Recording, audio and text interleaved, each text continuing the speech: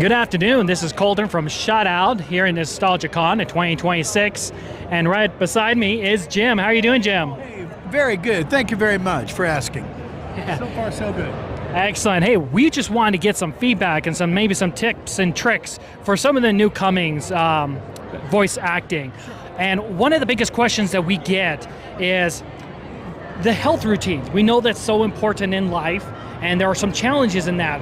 What are some of the things that you would do for your health routine? Well, I personally don't smoke. I've got every cigarette I ever smoked in my hand right now, so that's a good thing. And I guess whiskey's not good for you because you get that whiskey voice. So I'm okay on both those counts. And when I go to a football game, I don't scream and yell, but I whistle and clap. You know, you got to protect the instrument. And gargle with salt water. Yeah. Salt water? Sure, yeah. Just gargle with salt water. It's always helped me. Yeah. Oh, excellent. And with those challenges that comes with that, we know that people sometimes get like strep throat and then sometimes some issues with their throat just in their daily lives. Do you have any recommendations to kind of help you either prevent that or how to solve when those challenges occurs? Yeah, well, like I say, don't yell and don't shriek and doing all that stuff. And what I've often done is gotten a couple of Ricola cough drops and put it in a little water bottle, and 2 or 3, and then shake them up, and it's kind of soothing on the pipes. And as far as advice goes, if you do a terrible impression of somebody famous, they don't even know who it is. That's a new character. And if you do a perfect impression of your aunt or uncle or somebody, nobody's going to know who that is. That's a new character.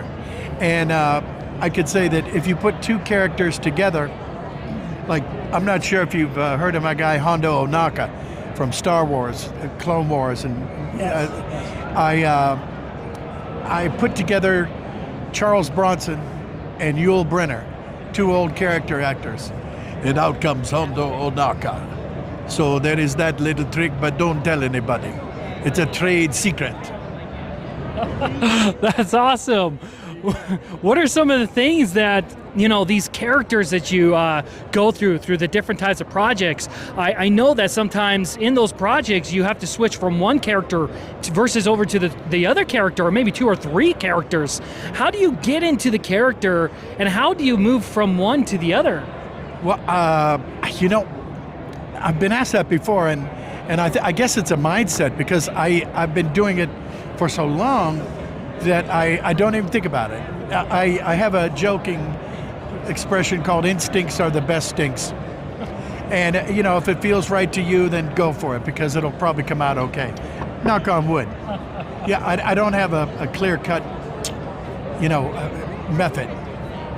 Well, thank you for that. And those people who are sometimes thinking like, hey, no, maybe I need to start a studio at home and try to start there.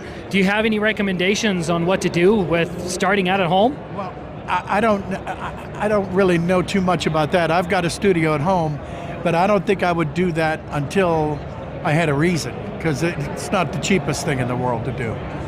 Get yourself an agent, make that demo tape.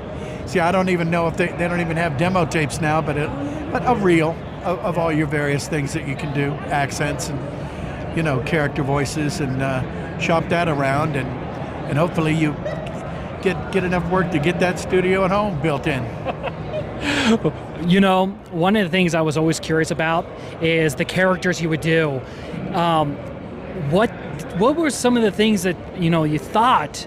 First thing that comes into mind when you hear your own voice and one of the characters. Like Tigger, for an example. Like when you see Tigger coming to play in live, and it's your voice recording, what's the first thing that came into your mind with that? Gosh, I don't know. I sound like Tigger. I don't know. It's ridiculous. It's hard to say. It's a very bouncy sensation.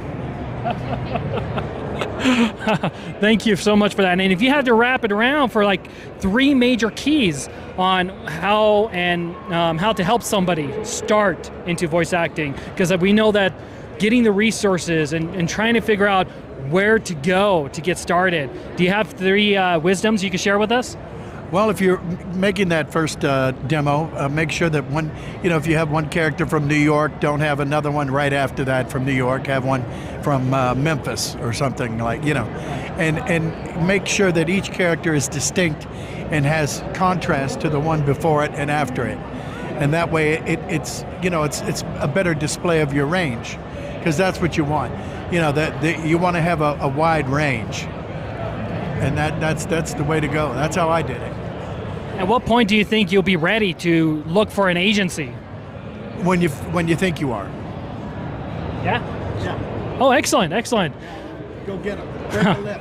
Perfect. Well, that is shout out, and thank you so much, Jim, for taking the opportunity to share your knowledge with us for your career, and we hope that we're going to see you again. Hey, sounds good, brother. Appreciate that. All right, excellent. Thank you so much. This is shout out from NostalgiaCon 2026. Have a good day.